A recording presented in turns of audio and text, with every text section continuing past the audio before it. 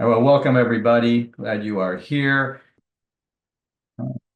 Glad you are here to join me for this Fear of Germs workshop. Um, as you all know, overcoming emetophobia is extremely challenging, so the more help you can get, the better. And plus, oftentimes people with emetophobia don't even believe they can get better. So this is a great opportunity to hear from not just me, but I've invited a former client to participate, and she has suffered with emetophobia and OCD and is doing quite well. So you'll have an opportunity to ask her questions, ask me questions, but there's a lot of information to get to. So I'm going to start. Um, Now is the best time to work on this fear. It's the best time. I'll tell you why. Because according to the CDC, November through April, neurovirus rates are high, with weekly reported outbreaks ranging from 100 to over 200 every week. But May through October, neurovirus activity drops significantly, with weekly outbreaks ranging from 5 to 15. So it goes from 1 to over 200 to 5 to 15 in the United States. That is a huge drop. And guess what today is? May 1st. I'm sure you are very relieved. We're now starting the season where neurovirus is really in decline. So this is really the best time to work on this fear when you're not in crisis, because oftentimes people are coming to treatment when they're in crisis and it's hard to get hold of it, where every week there's a new crisis. But this is also can be a challenging time because maybe you're not motivated now. It's like, I just want to enjoy my summer. I don't really want to do work. But remember, November, 7 months away, right? So this is a great time to work on this fear. So, do you have emetophobia or OCD? Yeah, you know what? Everyone with emetophobia has some degree of OCD. Not everybody. Most people with emetophobia have some degree of OCD. So, obsessions, these are unwanted preoccupations or thoughts or images. And it's just all the things you think about. And when people have emetophobia, they're just thinking about emetophobic thoughts potentially all day long, or at least when they're triggered. And then the compulsions are the behaviors that neutralize or stop the obsessions, right? So with germs, the obsession might be, I have to keep my hands clean. I can't, if my hands are unclean, I can't touch things that are clean. And then the compulsion is the behavior that you have to do in order to stop the obsession. And everyone with emetophobia, or most people, have some degree of OCD, and some people have very severe forms of OCD. It doesn't really matter. The treatment is exactly the same. The only difference might be is if your obsessions and compulsions are severe, you might need an antidepressant to help you through it, maybe. Right? So, can you relate? Can you relate? I'm scared of food poisoning as well, but my main thing is like getting a stomach bug. And it's not even like norovirus germs, it's any germs that could make me ill because in my head, like it was like if I get a cold, I could get sick. If I get the flu, I could get sick. I walk around like this all the time. So I wouldn't touch anything. Door handles, very definite no. Even in my own home, wouldn't touch the door handles. Um, like the buttons on crossings, I would have literally my hands lived in my sleeves. I wouldn't touch anything with my bare hands.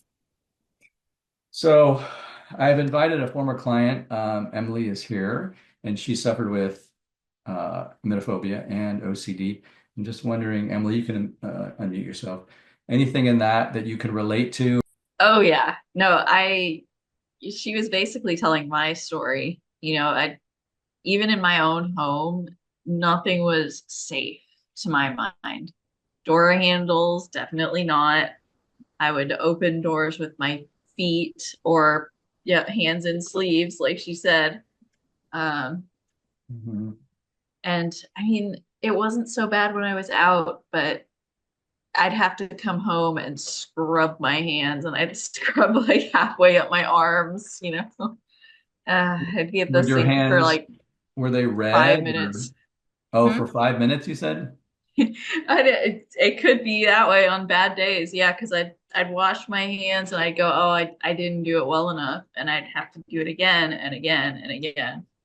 And were your hands dry or red or cracked? Oh, yeah. Yeah. Yeah. Okay. So it was pretty bad. Okay, so the woman that you just saw in the video, she took part in a emetophobia workshop I did over a year ago. I took 8 people with emetophobia, and I took them through a 10-week workshop, and then I recorded it. And that workshop, I call it a course, is now available for people to watch. So I'm going to show you a little montage of that course, and you'll see the woman who was just in the video.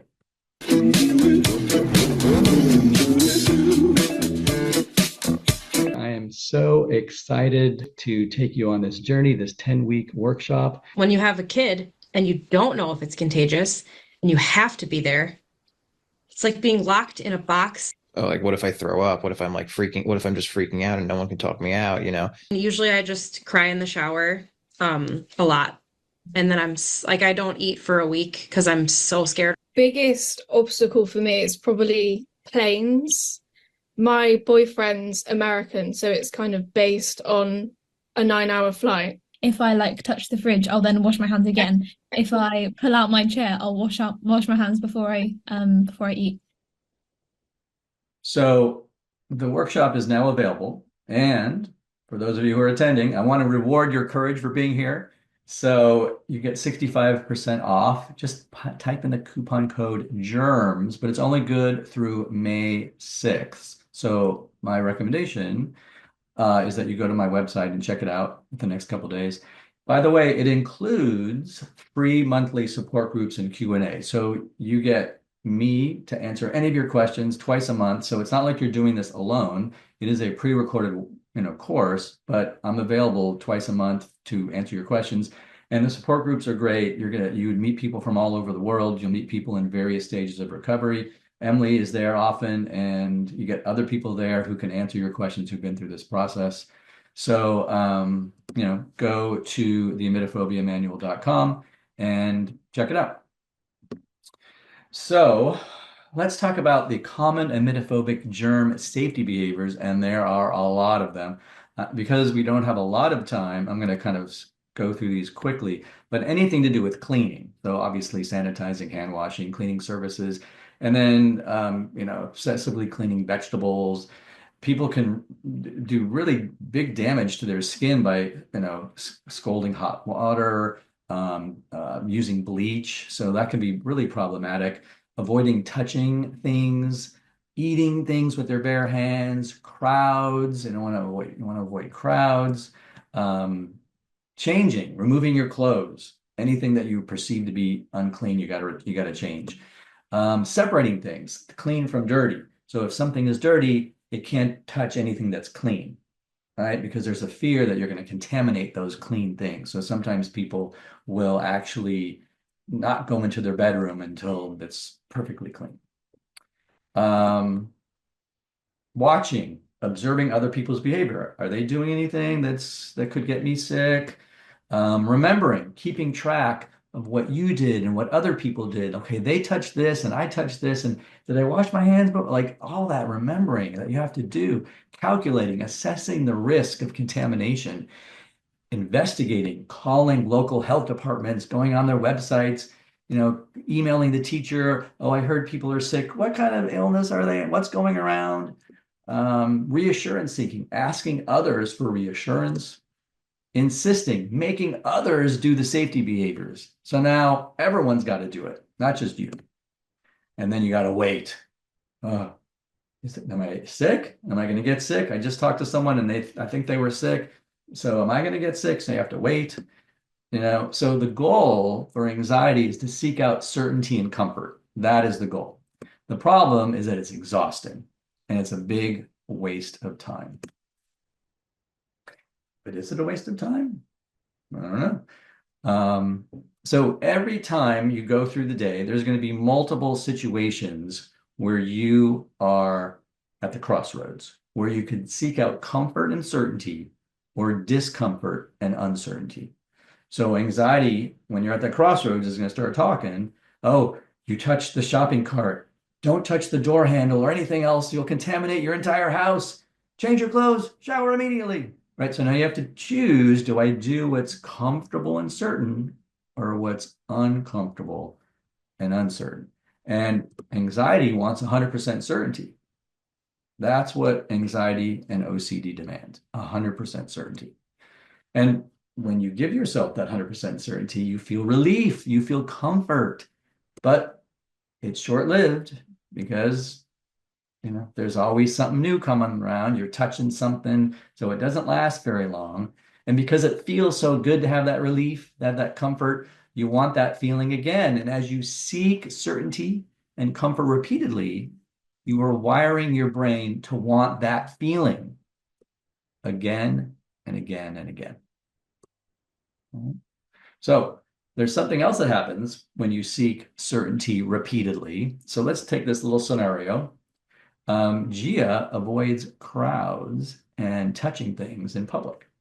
But when she can't, she feels very uncomfortable and anxious and germy, right? So she has to eliminate the uncertainty. Gia tries to control the situation by washing her hands frequently. And after washing thoroughly, she feels more certain and comfortable. But the cycle starts again, and she's anxious, and she's got to wash her hands. And then she feels relief, and then she's got to do it again and again. And she starts to think, I haven't thrown up in 10 years. It must be because everything I'm doing to protect myself is working. This is working. That's what you start thinking. And this is called the illusion of control. You think that you are controlling the situation by doing all of these safety behaviors. After all, you haven't thrown up in a very long time. So, Emily, could you relate to this? Yeah, that checklist of safety behaviors. So you're going down the list, and I'm checking off every single one of them, no exceptions. Right. And And then yeah, when was the last time you threw up? Say 13 years ago. Okay, 13 years ago. Okay. So now you have been, I would say, emetophobia free for about 2 years, and you haven't been doing safety behaviors for at least 2 years, correct? Yes. Okay. And have you thrown up in the last 2 years? Not once. Not once. Okay. It does not make any difference. So Like you've been, you get that voice in the back of your head saying, "Oh, but if this makes logical sense, I'm gonna keep myself from getting sick this way." No, no, you're not. so you are not throwing up whether you're doing the safety behaviors or not. Yes. Okay. Okay. Well, that's not what anxiety says. Anxiety says, I'm protecting you from getting sick. It's better to be safe than sorry. You don't want to catch a stomach bug, do you? All right. And of course you don't. So you have to be 100% certain. The problem is, as long as you require 100% certainty, you get to keep your anxiety disorder. You get to keep your OCD. You get to keep your emetophobia, which I know you don't want because that is why you are here. So you have to learn to accept some degree of uncertainty and learn these concepts. Write these words down. I'm certain enough. It's clean enough. It's safe enough. It doesn't have to be perfectly safe. There's this logic that people, this black and white thinking that people with emetophobia have, that just because it's not perfectly clean, it's dangerous. There's a huge gray area. Sure, certain things are not perfectly clean. I'm sure if I go to my bathroom counter or my kitchen counter and I look under with a microscope, it's filthy, but it's also not dangerous. There's a massive gray area there. Back in the 70s, there was a series of elephant jokes going around. So I'm going to tell you a joke. And thanks to ChatGPT, who created these sketches within minutes. These two men are sitting on a bench in Central Park reading. And every minute or two, one man taps his head 3 times. And after a while, the other man says, "Excuse me, I'm just wondering, why are you patting your head?" Well, it's a trick I learned in Africa. It keeps the elephants away. But there are no elephants here. Works quite well, doesn't it? He thinks that he's keeping the elephants away by tapping his head. But is he? I mean, there is a zoo there in Central Park. I guess the moment he stops patting his head, an elephant can break out of the enclosure and walk right by. But it seems kind of far-fetched. Um, but by doing this safety behavior and the elephant's not walking by, he thinks, oh, this makes sense, right? This is the illusion of control. So how will he learn that patting his head is not keeping the elephants away? Obviously, I stop patting his head and see what happens. What will happen if I stop patting my head? So then it begs the question, how will you learn if your safety behaviors are really keeping you safe? I guess you'll have to do some things that will cause you some discomfort and uncertainty and see what happens. Will they? Will I get sick? Ken says I won't, but who's he? He doesn't know. He just wrote a book. So this is called Exposure and Response Prevention, ERP. So Emily, you did ERP for germ fears? Yes, yeah, for my OCD. Mm-hmm. So I'm going to have you share your process, but let's just talk about the basics. So one, in ERP, you expose yourself to what you fear and then prevent yourself from doing what you usually do, your response that you would usually do. So as an example, you would touch things, you would feel the discomfort and the uncertainty, and then you would refrain from washing your hands or sanitizing your hands, right? You're Yeah. exposing yourself and then you're preventing yourself from doing the typical response. So you face your fears in a gradual way by taking small steps, but frequent steps. You got to be, it's small, but frequent. You got to do them every day. And then you learn that you can handle the uncertainty and you can handle the discomfort. You'll feel uncomfortable. You'll feel like germy, right? But you have to learn that you can handle it. And then you learn if your worries come true. These are like mini experiments. Like, will you get sick? Over time, worries naturally subside and living becomes easier. But ERP is hard work and it is exhausting. But you know what else is hard work and exhausting? Having emetophobia. That is exhausting. At least this treatment will move you in the direction of where you want to be. They're both hard. Living with emetophobia and OCD is hard, and doing exposures is hard. But at least the exposures will get you to the place where you want to be. Right? So I'm going to show, well, yeah, actually, let's talk, Emily, because you went through this process, and Yeah. one by one, you had to eliminate these safety behaviors. How did you do it? Can you share a little bit about what that process was like? Yeah, so I started with what was easiest for me, what caused me the least distress, still some distress, but the least amount of it. So for me, that was touching certain things in my house. So my house is kind of like it's not safe, but it's safer than everywhere else in my OCD mind. So I started to touch things like doorknobs. I'd open doors with my hands. I'd flush the toilet with my hands instead of using my foot. What did Um, that feel like? it felt like somebody, I can't remember who it was, but somebody described the feeling really well. And it felt like I was walking around with a coat of wet paint on my hands, and anything else that I touched would get that paint on it, but with germs instead. Mhm. And I had to resist the impulse to just walk around like this, like holding my hands up. Mhm. Um, and that was hard. So in other words, you had to touch things and then touch other things. Yeah, yeah. Yeah. And so not And only is there feeling of discomfort, but what were your thoughts doing? oh no, no, my thoughts were like, well, now nothing in the house is safe, you know. At least before I had some things that were not contaminated in my OCD mind. And now not even those things were safe anymore. So I had nowhere I could retreat to, and it was hard starting out. Did it cause you a lot of anxiety, distress? What was that like? Yeah, yeah, it was just kind of this background distress at all times, and I was hyper aware of where I was, what I was touching, what I was doing, what I had touched before, and like I couldn't really focus on anything.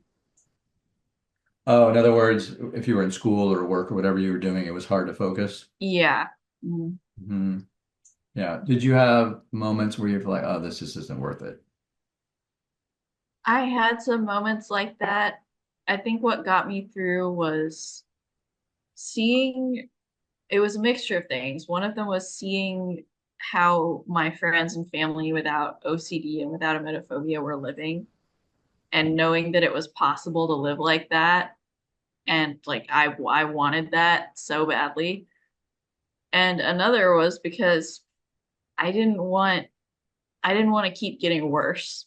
I was already at a point where I was, avoiding touching everything that I could, scrubbing my hands raw, and I didn't want it to keep getting worse. And I knew that if I didn't do something, it would.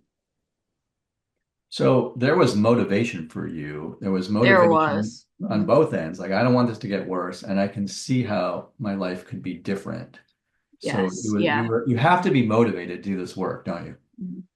Yeah, yeah, and it, Yeah. it it was hard, and I think if I had been less motivated, I probably would have gone, yeah, this isn't worth it. I would have stepped back. It was hard. Yeah. Right. Right. Which is why sometimes doing this kind of work now through the summer is challenging because you're not going to be triggered as much. But you have to remember that come November, you're going to be right back in it. So don't think that, oh, this I'm going to take the summer off. I would not recommend doing that. I would recommend working really hard now because you can get to the point where you feel really good. So in this video, this is I have a TikTok account. This is my TikTok. So in the class in the course that you saw in the beginning, there was 8 people, and one of them she talked about how she has a boyfriend in the United States, and she was terrified to fly. So here's her boyfriend, and she flew, came all the way to Los Angeles, and said, "Well, you're coming here. I might as well meet. I'll take you out for lunch." So I took her and her boyfriend out to lunch and had a nice chat. And so she really worked. That was her main reason for joining the course, was to overcome her fears that had to do with flying. And she did great.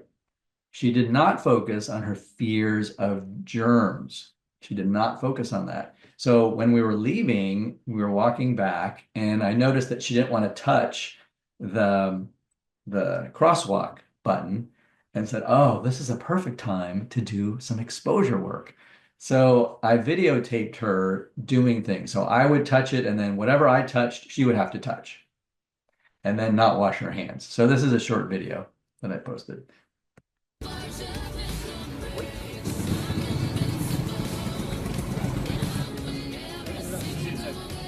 How do you feel? Gross.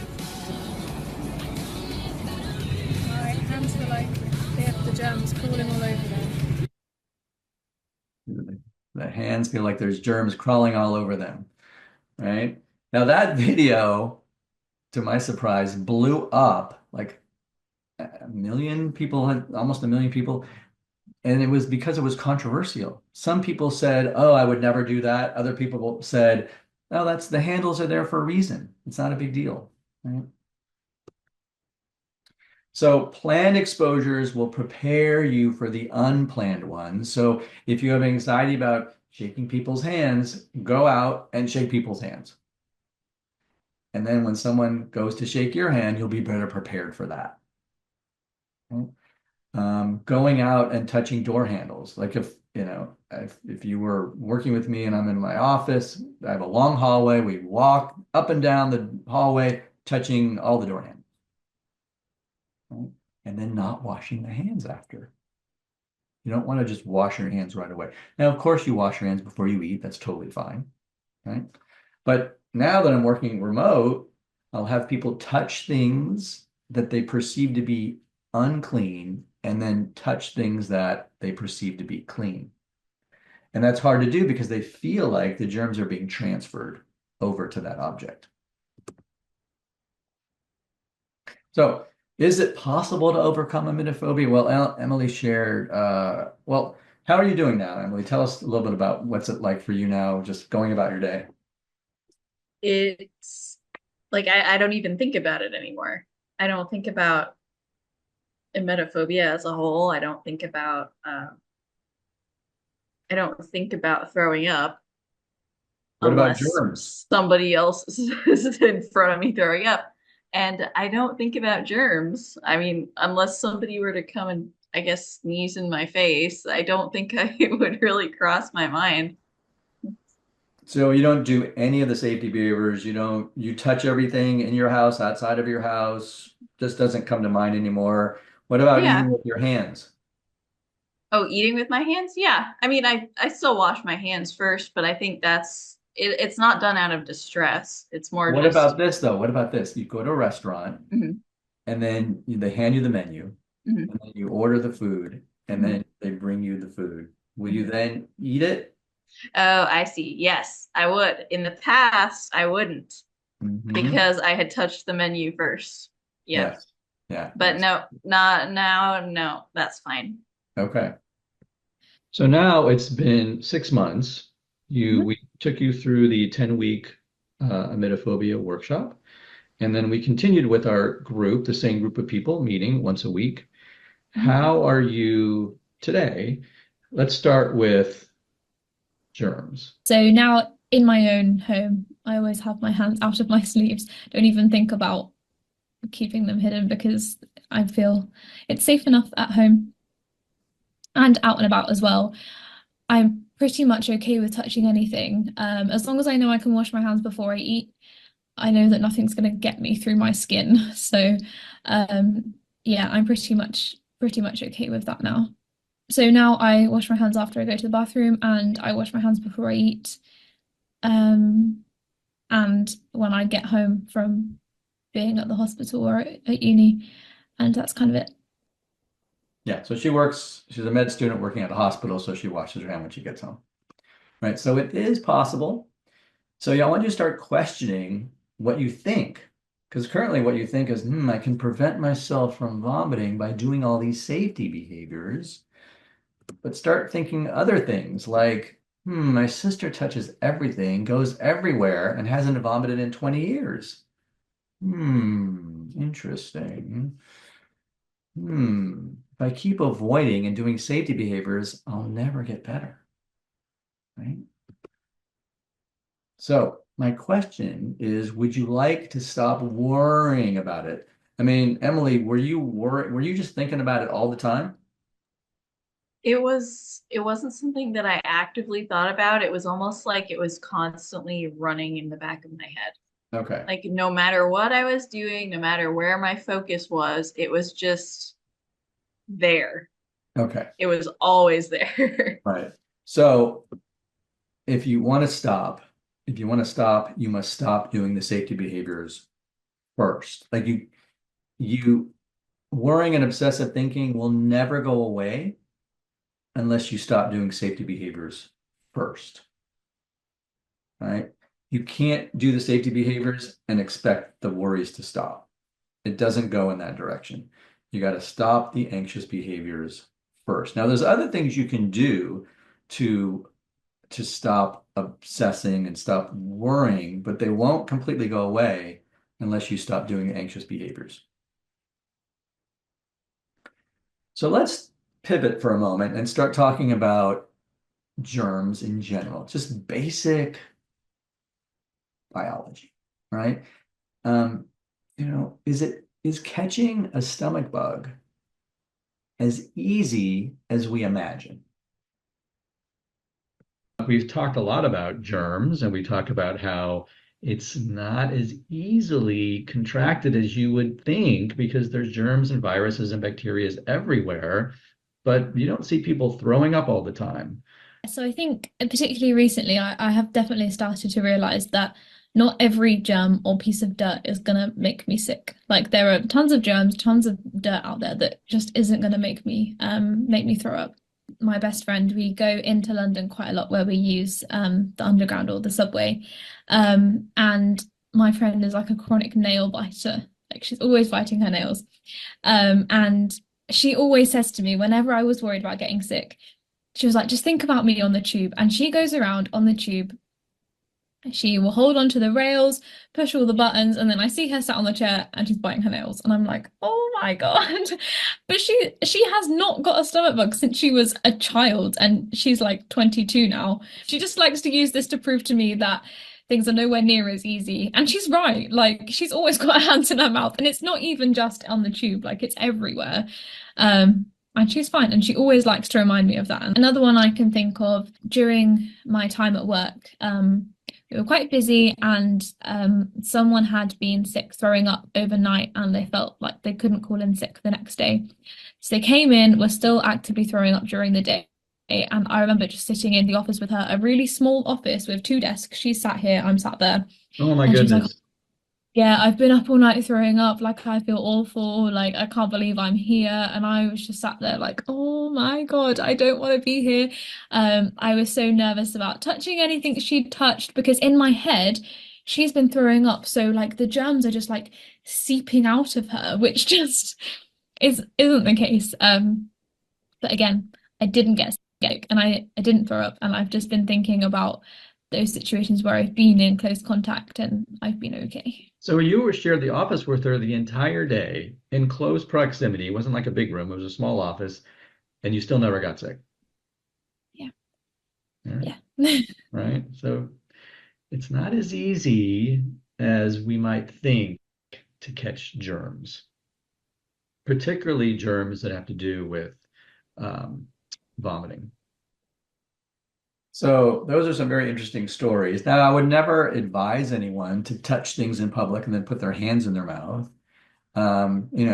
You just have to use some common sense. Like, "Oh, I'm going to wash my hands." I wouldn't advise you particularly during uh, flu season, stomach bug season, to share a bowl of popcorn with a group of people, you know, because you're the only way the germs can get you is if they go inside of you, right?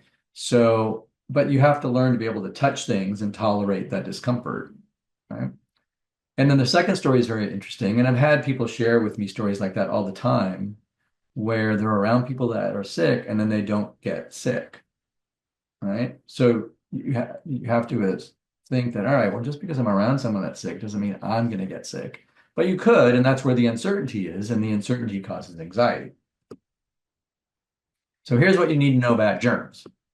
One, germs are not passed from person to person as easily as your anxiety monster claims, as evidenced by those two stories, as well as just if you think about it logically, there's plenty of germs out there.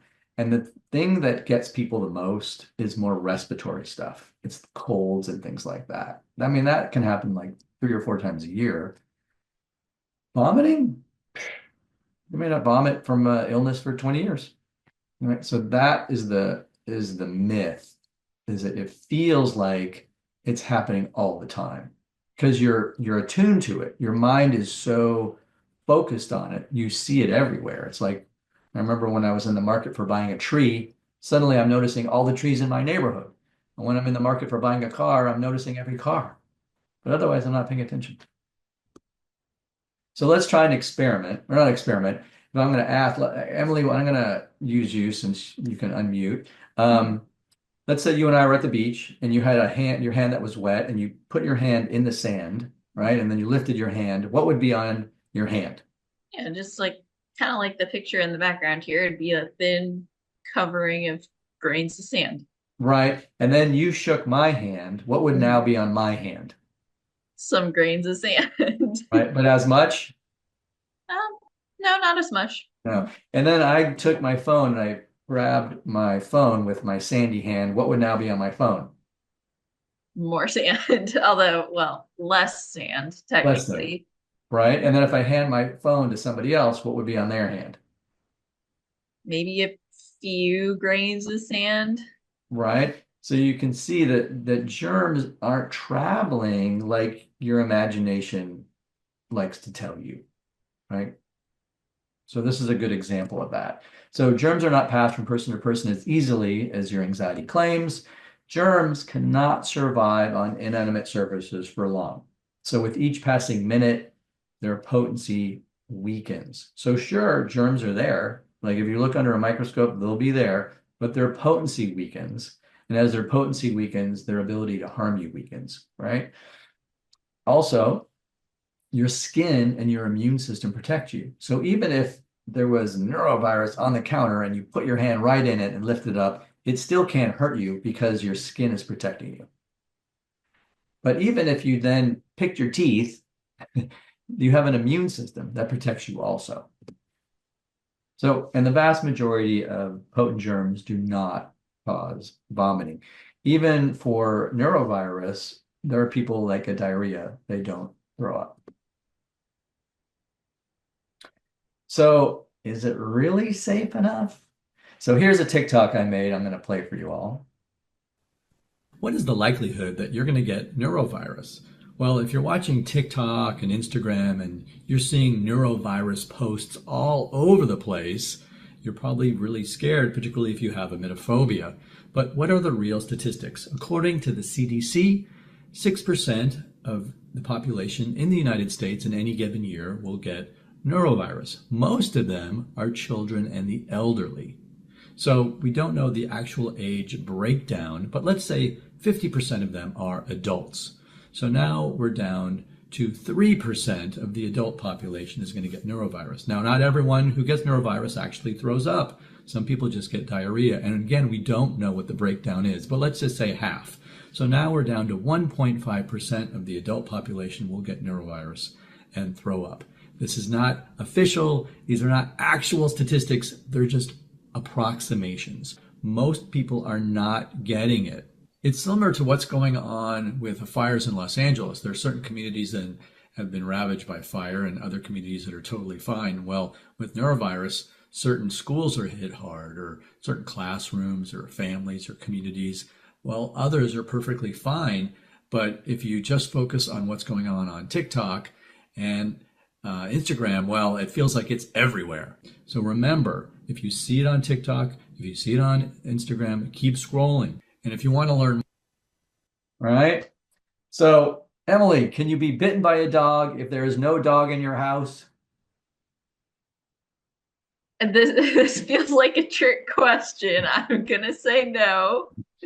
Right. So just like you cannot be bitten by a dog if there's no dog in your house, if there's no germs in your house, you're okay. So if there's no one sick in your house, you can touch things in your house, right? You can touch as much as you want in your house if there's no one sick in your house.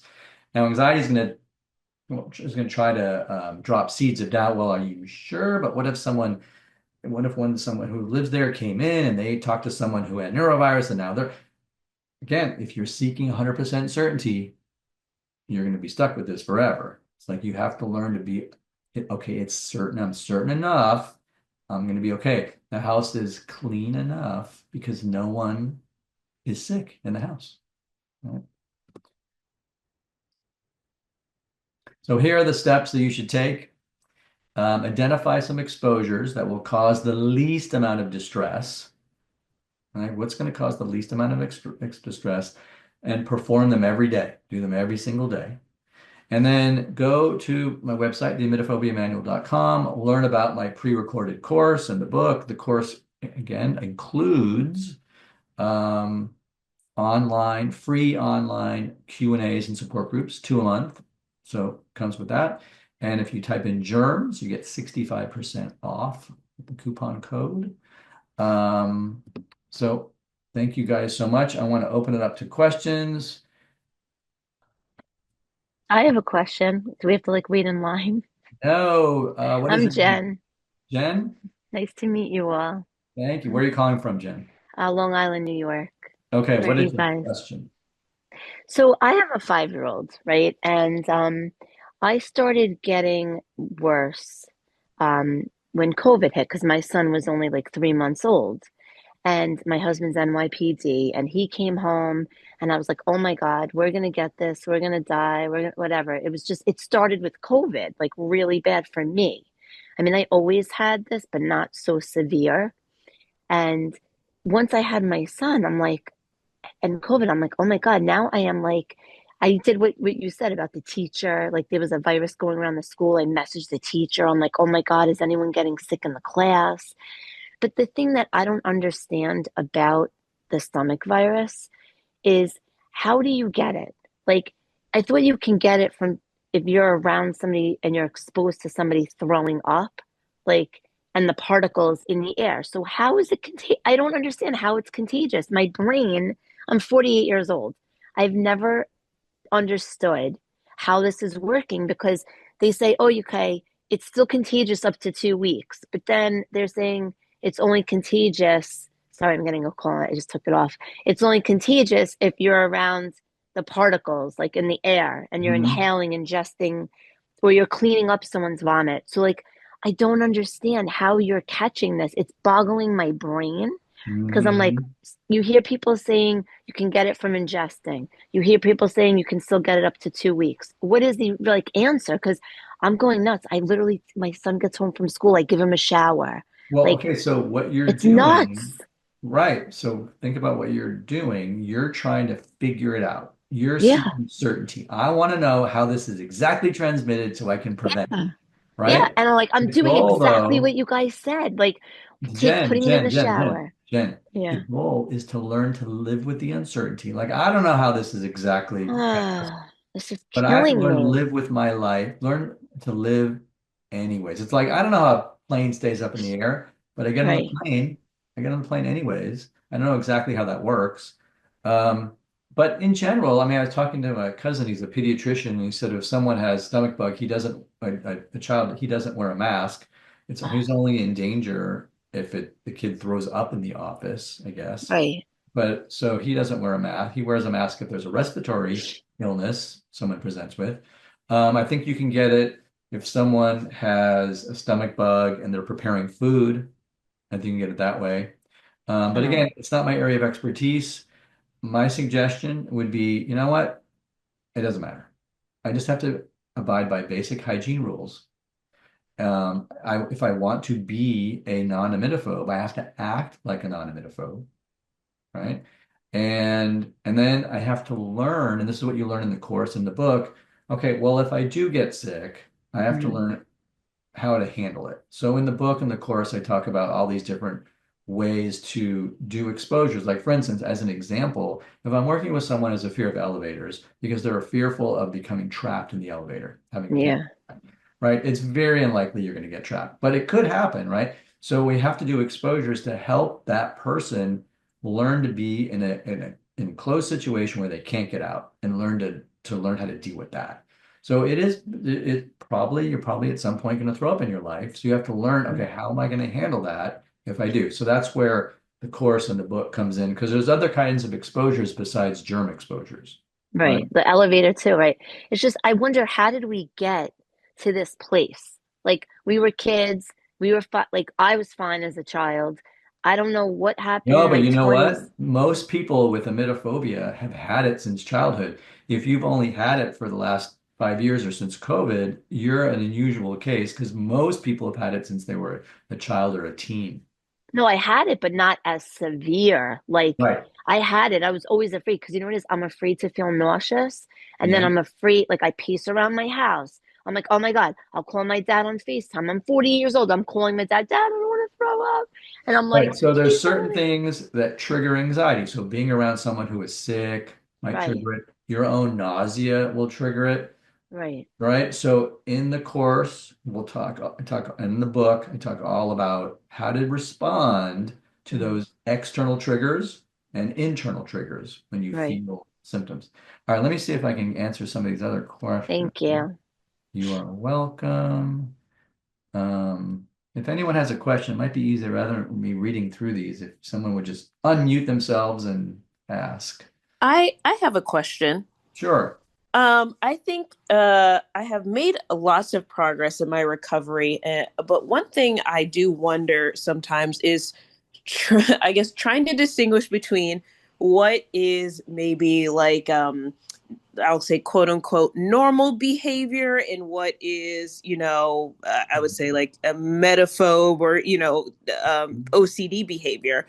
Um, I receive like emails for when there are like recalls from stores that I shop at, and Mhm. sometimes like when there's like food poisoning outbreaks at restaurants. Mhm. Would a better response be to cut out those emails and not receive them at all, or respond to them as like it just, whatever happens happens, or Yeah, I so don't it's a know. good question.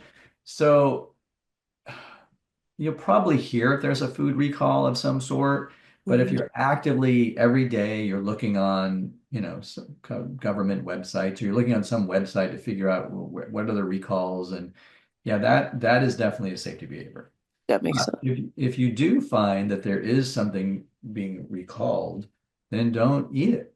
Yeah. But you have to be careful, because if there's a food recall of, let's say, I don't know, chicken in California, and you live in Massachusetts, then you could eat the chicken Right. because you're in Right. Massachusetts. So there's a tendency for people to generalize. So it's, oh, there's a food recall at, you know, Whole Foods or something. Well, then I just won't eat anything at Whole Foods, because, if one thing is recalled, then I won't eat anything there. Right. Mhm. So you don't want to generalize either. And then you give it a little bit of time, you give it 2 weeks, and then you can go back to eating it, Mhm. go back to buying it. I think, Emily, do you have any comments about that? Oh, sorry, I've been answering questions in the chat, but Oh, um, you were talking about like how to know what is and isn't normal behavior, quote yeah. What's a unquote. emetophobic behavior versus Mhm. non-emetophobic behavior? Yeah, my strategy for that was mostly for me and my family. I mean, none of them are emetophobic, but they all understand what I've been going through because they've seen me go through it. So when I was in the early stages of recovery, I would ask them, like, as somebody that's not emetophobic, would you do this? Would you do that? Would you try this? Would you wash your hands in this scenario? Mhm. And that at first, I think that was kind of a good way to get a gauge on it.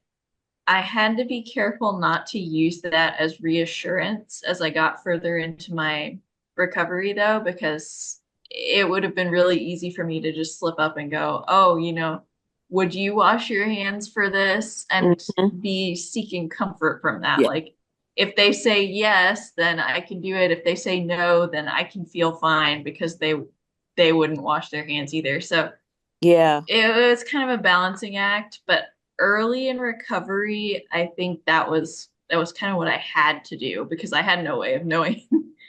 Yeah. That makes a lot of sense. Thank you guys very much. Yeah. Yeah, that's a great answer. Yeah. Look to other people, see what they do. Other questions? It's hard for me to I read. have a question real quick. Yeah, go for it. So I struggle with, I was kind of the same as Jen. Like I have always had the fear of throwing up, but it skyrocketed out of nowhere and my anxiety and OCD skyrocketed out of nowhere. Mhm. Um, and I have been in therapy and she says that it is so bad that I do need anxiety medicine. But then I get in the loop of like, anxiety medicine also making me throw up, or like I struggle with learning if it is actually anxiety or if it is an illness. Like I don't know really how to tell the two apart. Yeah, good question. Emily, did you take medicine or are you on medicine? I do, yes. I started it for my OCD and I I'm still on it. Mostly because I mean, I feel like it's been helping me a lot. I do think I'm going to taper off of it in the future, but yes, I do. I So do take you medication. started because you worked on your OCD prior to meeting with me. So that's when you started an antidepressant.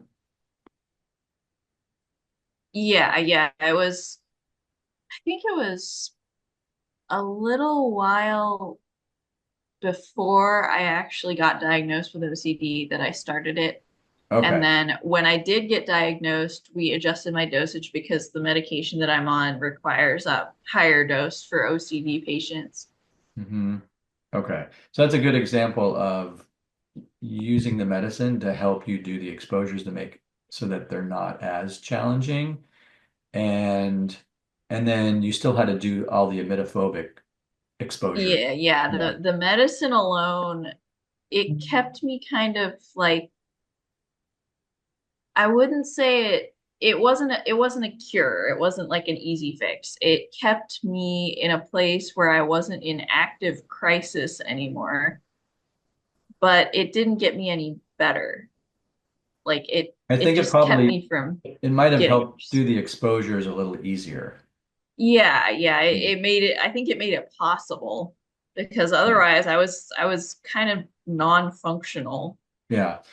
Yeah, I mean, if you're working with someone who specializes in anxiety and you're doing everything correctly and you're not making any progress, and maybe it's impacting your ability to eat and it's hard for you to function in life, it's impacting your social relationships and work, and you've been at this for a while, then I think medicine and antidepressant would probably be the way to go.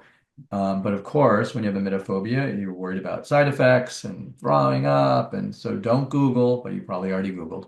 Um, Yeah. but, I've never had someone on any medicine throw up from side effects. It doesn't mean it can't happen, but I mean, it just doesn't happen. You might feel nauseous, but remember, you get nauseous when you're anxious. So you could easily take medicine and feel nausea and think, oh, this is a side effect when it's really just your anxiety that's causing the nausea, right? So if you're anxious to take medicine, just expect that you're probably going to have physical symptoms. And then once you take it for a while, you'll start to notice that those symptoms begin to subside, um, and it starts to help you. But again, not everyone is helped by taking an antidepressant. Some people are. I always advise people to try if what they're doing is not working. I think the biggest thing for me is like even with taking anxiety medicine, I for some reason in my brain, it's like I have to get to the bottom of why it started or where it started. Like if I Oh, why know your emetophobia exactly, started? yeah. Doesn't matter. It doesn't matter.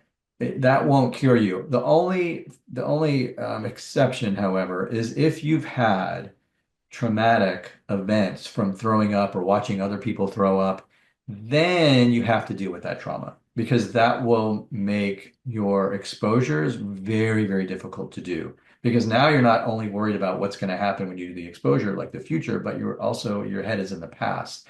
So I do EMDR with clients who have these vomiting traumas, and they don't even have to be traumatic. It could just be a normal vomiting experience when you were 10 that was traumatic for you. And that's just enough. And when they think about it all the time, so you definitely have to deal with that. But most of the time, people don't know why it starts. It can start very innocently from you're a kid and you see someone throw up, that kid starts crying, you start crying, you start feeling anxious, and then the next day you don't want to go to school. And then, maybe you feel some stomach discomfort the next day and you think, oh no, you're sick and you're going to throw up. That's all it could be. It could just be that. On the other hand, it could be something more significant. Your dad comes down with cancer, he goes through chemo, he's throwing up periodically, and then he dies, right? So, it could be something much more serious. Yeah. All right, we have time for, we can do one more question. Does anyone else have a question? Again, if you have a lot of questions, take the course because the course will come with, monthly chats with me. Oh, by the way, it also comes with daily chat. So there's a daily 24/7 community support where if you're having trouble, you want to share successes, you can put it in the chat, people will respond. So the course comes with that as well. I have a question. Yes. Um, the last example that you just gave about the person with maybe chemo and Mhm. throwing up a lot and then dying. But then does that mean like that now you have a fear of dying? Because I think this is where mine came from because of my grandmother, and we were very, very close, and she was very ill with it, and she did pass.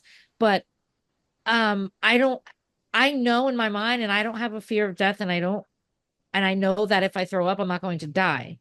So I don't have that fear there, but I still think that that's where this came from.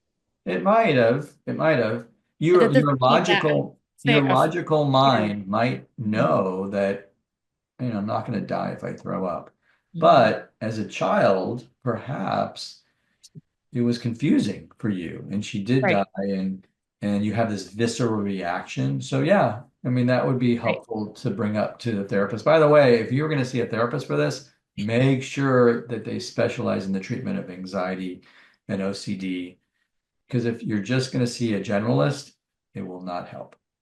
Okay. Okay. Thank you. Yeah. Well, listen, thank you everyone for being here. I will post it on my website. So if you want to go back and take a look, you certainly can. Theemetophobiamanual.com. Again, I encourage you to check out the course. The coupon code is good until the 6th of May. And thank you all for being here. And Emily, thank you so much for generously donating your time and sharing your insights and how you overcame it. Yes, I'm glad to be here because I remember when I was early in my recovery, it was helpful to see people that had gotten better to know that you can. So I wanted to be here as I am proof you can get better. You are not stuck like this. Right. It And can. I was our in a bad place and yes. now I am not. Yeah. Listen, have a wonderful evening and hope to see you guys soon.